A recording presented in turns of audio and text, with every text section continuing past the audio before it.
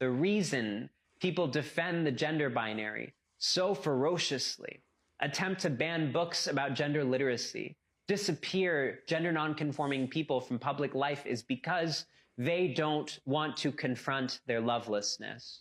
So, folks, if you don't believe that this bloke with pink curly hair could be a woman, you must be suffering from a horrible bout of lovelessness. You horrible, cold-hearted people. Let's listen to the rest of this bonkers talk. That awareness that they've never been allowed to be free.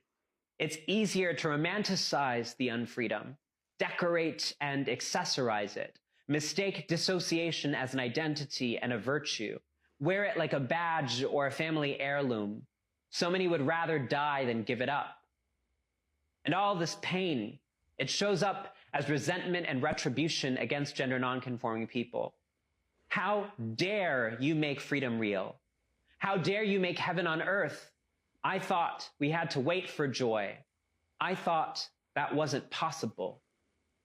People are made to destroy their own creativity, their own simultaneity, their own gender nonconformity in order to receive love from their families and societies. If they don't see gender nonconforming people, then they don't have to see the parts of themselves that they had to cut out in order to be loved. If they don't see us, then they don't have to see their own pain. Their grief is so calcified, it takes the form of anger. Wow, gosh, I mean, sounds like, I don't think that this is a woman or someone who can be gender non-conforming. Sounds like I must be a really angry, horrible, messed up, traumatized person. Well, I mean, it was only a few years ago that the normal point of view was that a man is a man and a woman is a woman, and you cannot change that after birth.